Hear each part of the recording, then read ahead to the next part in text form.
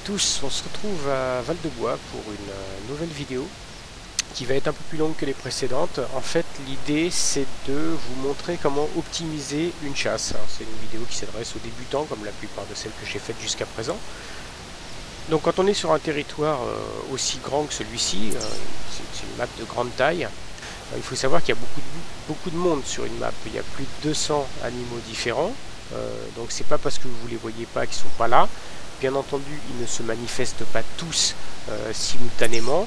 Quand vous appelez avec un caller, avec un appôt, il y a en général un animal qui répond. S'il y en a plusieurs dans la zone, il y en aura un seul qui va répondre. C'est pas forcément le plus gros, c'est comme ça, c'est des choses dont vous devez tenir compte.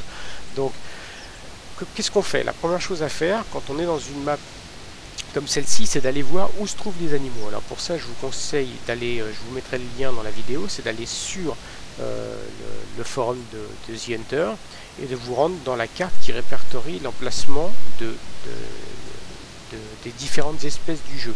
Alors quand on parle d'emplacement des différentes espèces, on parle de l'emplacement au moment où vous vous connectez, sachant que comme vous le savez, les animaux, ils font un parcours qui peut être assez long et donc ils vont se déplacer en dehors de cette zone de départ, d'accord? Bon, alors une fois que vous savez ça, il ne reste plus qu'à vous équiper. Donc vous ouvrez l'inventaire et vous allez prendre des armes qui correspondent aux espèces que vous êtes susceptibles de rencontrer. Donc là, on a quand même des espèces assez polyvalentes, c'est-à-dire du gibier de taille moyenne et grosse taille. Donc je vous conseille de prendre une arme qui puisse en avoir, c'est toujours le même cas, qui puisse en toucher le maximum. Donc ici, moi j'ai pris le 308 Anschutz. Si vous n'avez pas, vous pouvez prendre le 300. Si vous l'avez, normalement il est fourni avec l'abonnement 1 an, si je m'abuse. Alors le 300, c'est une arme qui est ultra puissante, vous ne pourrez pas chasser le chevreuil avec. Mais il a l'avantage d'être très polyvalent. Vous pouvez prendre un fusil à pompe. Mais là, le problème, c'est que vous allez être limité à des distances assez faibles, quelle que soit la munition que vous mettez. Donc, prenez plutôt une arme longue distance. Moi, j'aime bien l'Anschutz parce qu'il est plutôt assez rapide à recharger. Il offre une très bonne précision et donc voilà, maniement plutôt aisé. Et ensuite, moi, je prends toujours une arbalète ou un arc. Là, je vais prendre une arbalète. Et si vous avez l'emplacement ici, sinon vous le mettrez ici, enfin, vous le mettrez à cet endroit-là. Mais si vous avez débloqué ça, mais si vous êtes débutant, c'est pas le cas, vous prenez une arme qui vous permet de chasser, par exemple, le renard à plus longue distance que ne le permettrait l'arbalète. Donc moi, je vais prendre un 357 Magnum avec la lunette correspondante. Et ensuite, on s'occupe de la partie équipement. Et là, vous mettez les appôts dont vous allez avoir besoin pour chasser les espèces qui se trouvent dans la map. Donc, chevreuil ici, red deer, non, autant pour moi, red deer, c'est pas ça, c'est paf. Donc, si vous avez suivi ma vidéo sur qu'est-ce qu'il faut pour s'équiper au départ, vous savez que les appôts, c'est absolument indispensable. Et ensuite, on va prendre l'appôt pour les renards. Voilà, bon écoutez, là on a fait le tour de tout l'équipement. Il ne nous reste plus qu'à partir, donc on y va dès maintenant. Alors, moi ce que je vais faire, c'est que on y va en marchant, hein. On court pas quand on chasse. Je sais, ça peut paraître un peu long, c'est un jeu de patience, prenez-le comme ça. Ne courez pas, n'oubliez pas, si vous avez vu mes autres vidéos, quand vous courez, vous faites fuir des animaux qui sont à 100 mètres environ autour. Pour les plus craintifs, c'est peut-être même plus loin. Un ours, je me demande même si vous entendrez pas plus loin. Et comme vous le savez, ça crée une réaction en chaîne. Donc si vous faites fuir des animaux en fuyant, s'ils rencontrent d'autres animaux, ils les font fuir. Donc à ce rythme-là, vous n'avez quasiment aucune chance de croiser les bestioles sur votre route. Les seules que vous croiserez, ce sont celles que vous entendrez parce qu'elles vous appellent. Donc ça limite évidemment beaucoup le nombre de cibles que vous allez pouvoir toucher durant votre chasse. Donc c'est un jeu zen, plutôt de patience, donc on y va cool. Moi je suis la route, là je pourrais aller à travers champs, l'avantage c'est qu'en suivant la route, vous êtes dans un terrain souvent plus dégagé, ce qui vous permet de voir un peu plus ce qui se passe aux alentours. Donc on en profite pour tout de suite armer les différentes armes, notamment l'arbalète qui prend un peu de temps.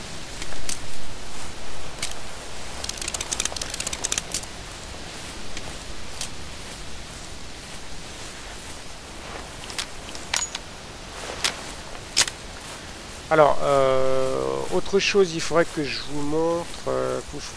Est-ce que je vous le montre tout de suite? Attendez, on va essayer. Paf. Si ça marche pas, je vous montrerai ça différemment. Dans les options ici, dans le keyboard setup, vous avez voilà le toggle auto move. Moi, vous voyez, je l'ai réglé sur. J'ai une souris G500. Donc avec pas mal de boutons sur le côté, j'ai réglé l'automove. L'automove, c'est ce qui vous permet de bloquer l'avance, le mouvement. Donc ça, c'est vraiment super pratique. Si vous ne l'avez pas fait, faites-le. Automove, vous choisissez, si vous n'avez pas suffisamment de boutons sur la souris, vous le faites au clavier et vous réglez ça de manière à que quand vous pressez le bouton comme je viens de le faire là, vous pouvez lâcher la souris. Vous n'avez plus besoin de le diriger, vous ne dirigez que lorsque vous souhaitez changer de direction, d'accord? Sachant que si par exemple vous appuyez sur la touche arrêt, arrière, vous arrêtez automatiquement l'automove. Donc là, bon, moi je l'ai activé. Quand on marche comme ça, on met le Huntermate par défaut, ce qui permet de réagir immédiatement à un call. Et là, si vous connaissez un peu le jeu, sinon je vous ferai peut-être une petite vidéo là-dessus. Il y a certaines espèces du jeu qui répondent quand vous les appelez. Elles ne sont pas si nombreuses, mais dans cette map, il y en a une, c'est le Red Deer. Donc ce que je vais faire, c'est que je vais m'équiper de l'apeau à Red Deer. Et je vais appeler. Et je vais faire comme ça à intervalles réguliers. D'accord ? Là, il ne se passe rien. Le Red Deer répond assez rapidement. Ça peut autant le mâle que la femelle. Donc, il ne se passe rien. Ben, c'est pas grave, on continue. Je remets l'Huntermate. Sachant qu'il y a d'autres espèces qui peuvent coller, notamment les renards. Il y en a dans cette zone. Donc, moi, je continue de descendre. Et le but, donc, c'est... Là, dans cette map, c'est plus de... Voilà, là, on vient d'entendre un renard. Donc, je m'arrête immédiatement. Je clique l'Huntermate. Et je vois qu'il est sur ma droite, direction nord-est. Donc ce que je vais faire, c'est que tout de suite, comme d'habitude, j'ouvre mon Huntermate et je pointe approximativement l'endroit où se trouve l'appel, puisque celui-là va disparaître assez rapidement. Ensuite, j'ai déjà fait aussi une vidéo là-dessus. Vous savez que le renard, c'est l'espèce avec le coyote qui vient exactement à l'endroit où on l'appelle. Donc ce que je vais faire, c'est que je vais mettre un endroit où je peux la tirer, mais suffisamment loin pour qu'il ne me voit pas. Donc je vais mettre par exemple ici. Je vais sélectionner la peau. Voilà.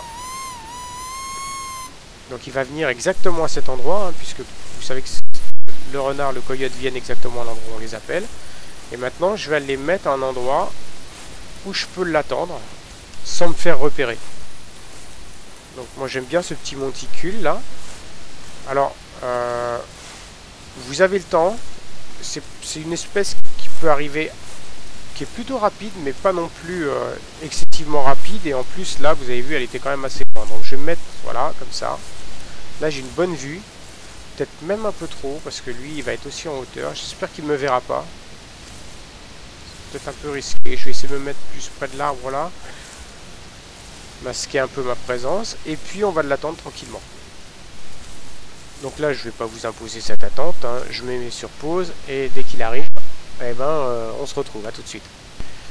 Ok, donc là, je viens de le voir arriver, je l'ai vu un peu tard d'ailleurs, il arrive sur... Voilà, oui, il est là. Ou elle est là, je sais pas ce que c'est. Donc, on y va, tranquillou. C'est pas la peine de le tirer de trop loin, vous minimiseriez vos chances de lui faire un coup fatal, sachant que c'est une petite bestiole. Donc là il s'est arrêté, je pourrais tenter le coup. Ouais, bah j'aurais dû, parce que il m'a repéré. Donc là, faut pas hésiter. Ah, je suis un peu loin.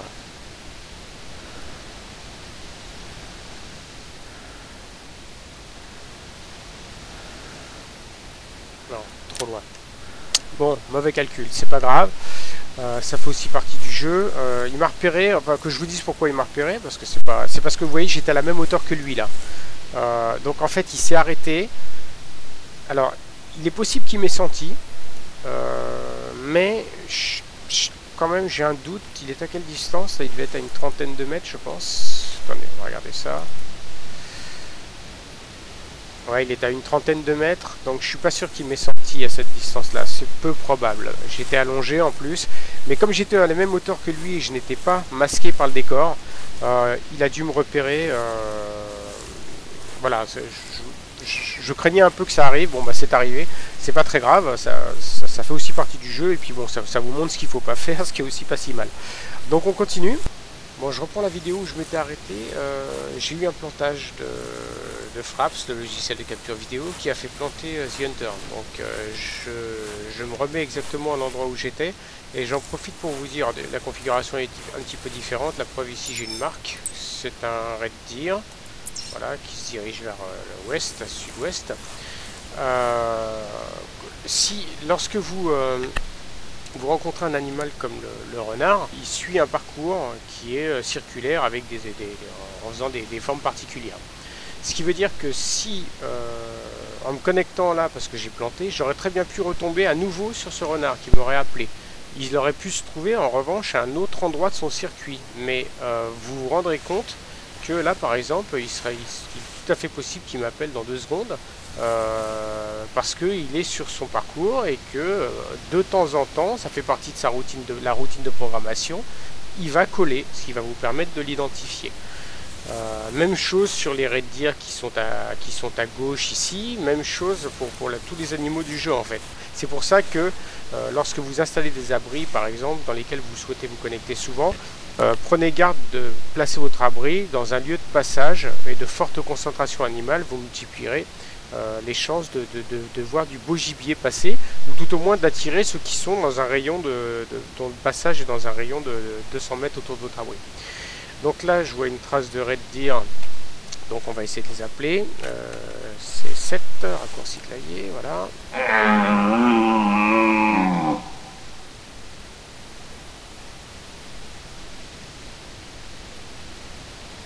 Ok, rien. Donc, je continue de descendre vers la mer.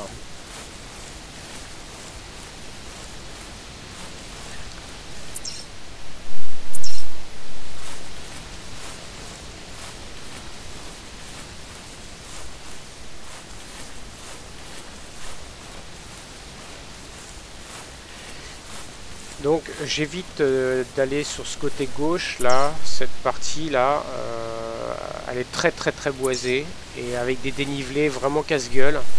C'est très difficile de suivre un animal là-dedans et encore plus de le voir avant qu'il ne vous voie. Plutôt que de vous rendre dans la zone boisée, si vous entendez un call, attirez l'animal vers une zone où vous serez plus à l'aise pour le chasser. Donc là, on a un mâle, il est pile devant, en train de se baigner. Donc, bah écoutez, on va répondre à son invitation déjà pour commencer. Parce qu'on est déjà poli.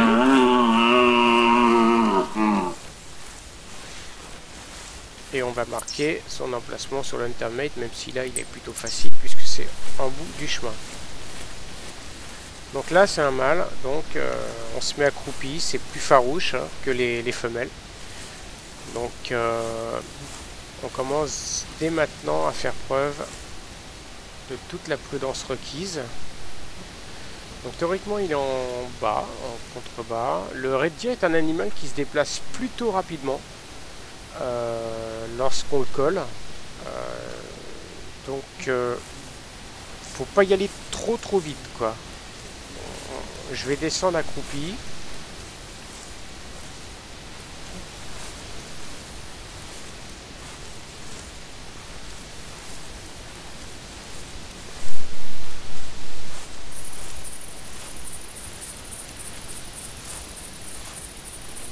Et là, je vais même m'allonger parce que s'il monte vite, il va repérer même en marchant accroupi, il va repérer les bruits des pas.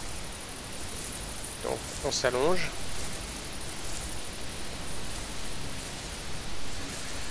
Là-bas, non, c'est un renard ça qui est en bas.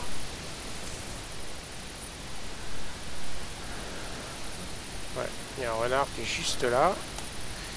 Évidemment, je ne vais pas le shooter puisque ça ferait fuir immédiatement le Red Deer. Bon, je pourrais privilégier le renard, mais de toute façon, je ne pourrais pas le shooter avec le 308. C'est une arme qui n'est pas éthique pour le renard. Donc il faudrait que je prenne le 357 et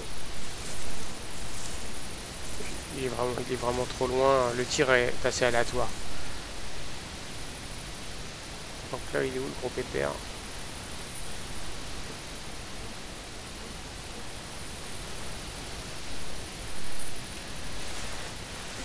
On va l'appeler. En espérant qu'il réponde. Alors là, c'est le gag, c'est le renard qui monte maintenant.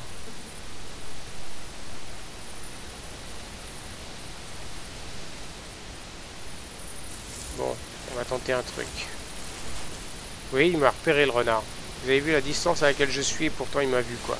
Donc comme je me suis couché, il a repris sa route, mais là, il y a un avertissement et c'est tout. Il a tourné la tête de mon côté. Si jamais je me relève ou qu'il me revoit, il s'enfuit aussitôt.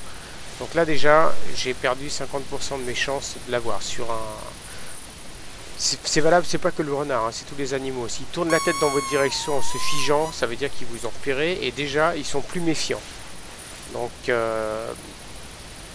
ensuite, même si vous passez derrière, même si vous prenez les meilleures précautions possibles, la moindre alerte et il fuit instantanément. Et je peux vous dire que le renard, lui, il est déjà farouche à la base.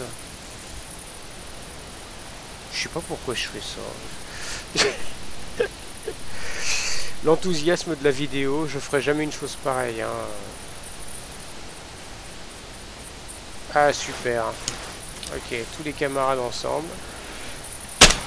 Donc évidemment le renard, lui, s'il a entendu ça, il dégage.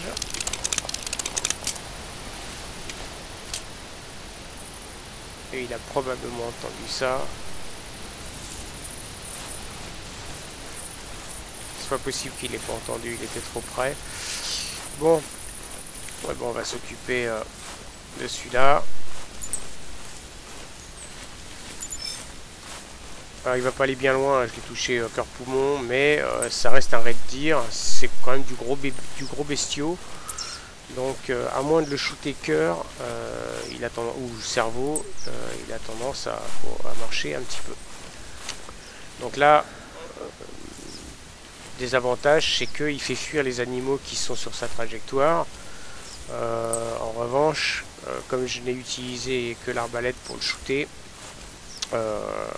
bah je limite complètement, enfin, je limite considérablement les risques de faire fuir beaucoup d'animaux, quoi. Alors que si évidemment je l'avais tiré au fusil, alors là il y avait tout qui dégageait dans un rayon de 100 mètres, avec encore une fois cet effet de vague qui fait que les animaux en pagaille se seraient enfuis aussi. Donc là, bon, je passerai la vidéo en accéléré, on va aller le chercher.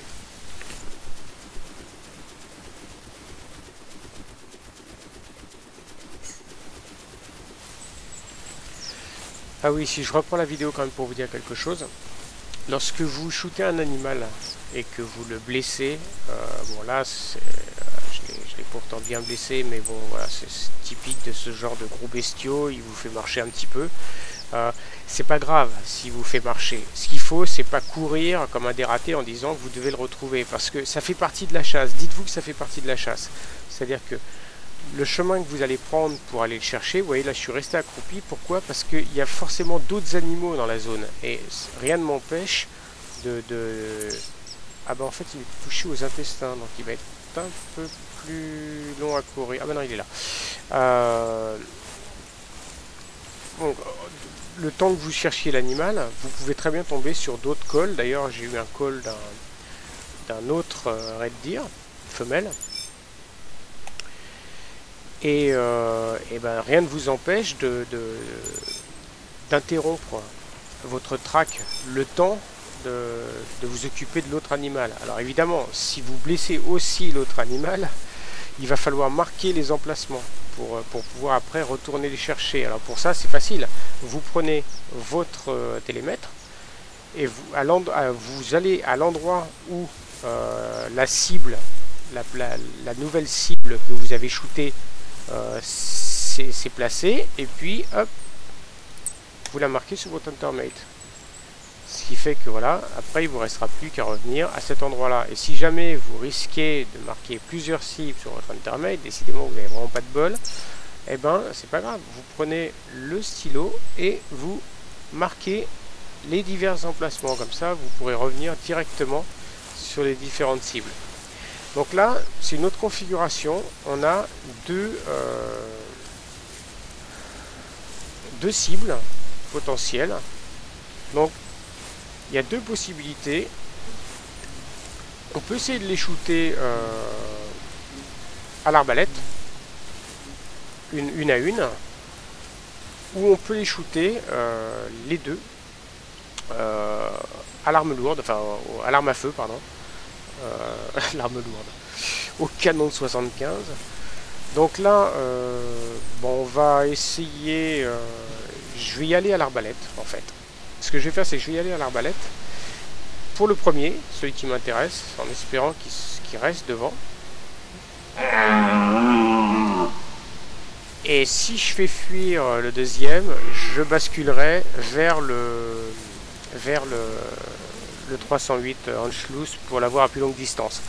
Alors, vous avez vu là, j'ai collé les deux animaux. Il y en a un qui a répondu.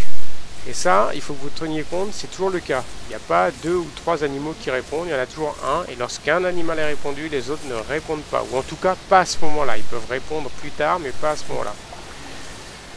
Bon, alors elle est plus pressée de mourir que son mari. Donc ce qu'on va faire, c'est que on va se décaler tout simplement. Pour la laisser passer.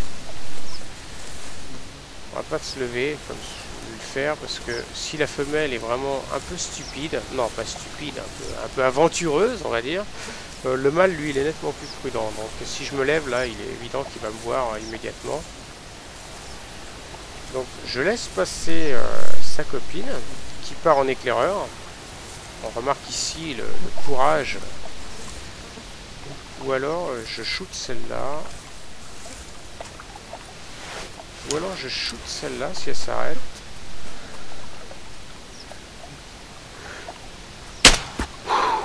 Et je bascule ensuite sur le Anschluss.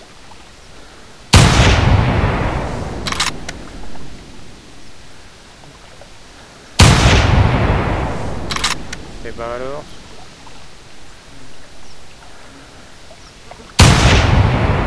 Et ouais. Bon, bref. Donc là j'ai fait un peu de bruit. Bon, si j'avais été avec un arc compound, typiquement le Parker, qui est vraiment un compound super, bon, il n'est pas compris avec les abonnements de base, donc il faut dépenser un peu d'argent pour se l'acheter. Le Parker, il est super puissant comme arc à poulie, mais il est moins bruyant que le compound qui est donné avec l'abonnement, le vert. Il est moins puissant aussi, attention. Hein. Mais pour ce genre de bestiaux, ça suffit. De toute façon, ça peut tomber n'importe quel bestiau. Et l'avantage, c'est que comme il est assez discret, vous pouvez enchaîner les cibles.